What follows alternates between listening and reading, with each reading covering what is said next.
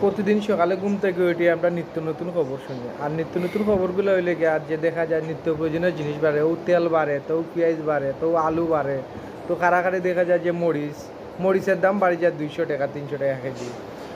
ইদানিং 6 তারিখে ঘুম থেকে উঠে পেট্রোল পাম্পও গেছি, কি দেখি পেট্রোল অক্টেন কেরাসিন সবও বাড়ি গেছে।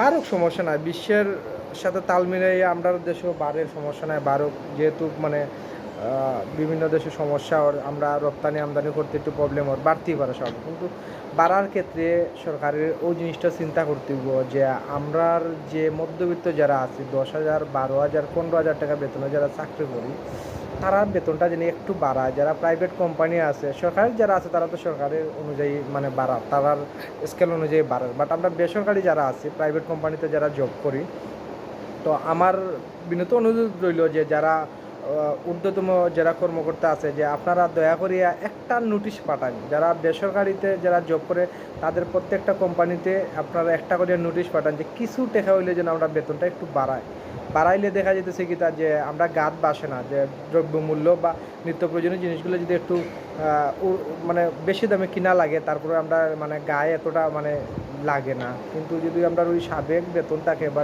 নিত্য প্রয়োজনীয় জিনিস বাড়ে, তখন এগুলো কিনতে গেলে আমরা একটা হিমশিম খাই, মানে আমাদের একটা প্রবলেম হয়। আমরা তো মধ্যবিত্ত, আমরা কেউ কাছে কইতেও পারি না, সইতেও পারি না, আবার গড়ও দেখা যেতেছে এইগুলো জিনিস না নিয়ে যাইতেও পারি না। হুট করে এত বেশি ভাড়া বৃদ্ধি হয়েছে যে আমাদের উপর বিশেষ চাপ পড়ে গেছে।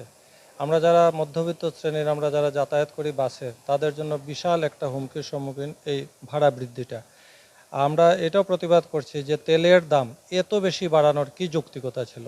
পেট্রোলের দাম, যারা পেট্রোল ব্যবহার করে, যারা জিপ চড়ে, যারা বড় কার চড়ে, তাদের জন্য পেট্রোলের দাম বৃদ্ধি হোক, কিন্তু সাধারণ মানুষ যাতায়াত করে বাস, সাধারণ পরিবহন যেগুলো ট্রাক, ডিজেল ব্যবহার করে, এগুলোর যৌক্তিকতা আমরা দেখি না। কারণ আজকে এই সমাজের যে স্থিতিশীলতা সেটা নষ্ট হবে। ডিজেলের দাম এত বেশি বাড়ানো হয়েছে, প্রত্যেকটা পণ্যের উপর দাম পড়বে এবং সেটা সাধারণ মানুষ আমাদের গায়ে লাগবে। তো অবশ্যই ভোগান্তিতে পড়ছি, কারণ আমরা যারা চাকরিজীবী আছি বর্তমানে দেখা যাচ্ছে যে আমাদের একটা নির্দিষ্ট পরিমাণ অ্যামাউন্ট দিয়ে কিন্তু আমরা ট্যুরে আসতেছি বা বিভিন্ন জায়গায় যাচ্ছি, বিভিন্ন রকম অফিসিয়াল ট্যুরে। হঠাৎ করে চেঞ্জ হওয়ার কারণে আমাদের কিন্তু ওইভাবে অ্যাপ্রুভাল নাই, অথবা কোনো রকম নির্দেশনাও নেই। তো আমাদের চলে দেখা যাচ্ছে যেখানে আমরা একটা নির্দিষ্ট বা 1200 টাকা দিয়ে চলতে পারতাম, হঠাৎ করে 1500 টাকা হওয়ার কারণে আমাদের এটা অ্যাভয়েড করা লাগতেছে, অথবা নিজের নিজের কিছুর এক্সট্রা টাকা দিয়ে নিজের ভালোর জন্য অথবা এটা নেওয়া লাগতেছে, নিজে ভালো চিন্তা করে। তো আই থিঙ্ক গভর্নমেন্ট এটা চিন্তা করবেন সবার ভালো যেভাবে হয়।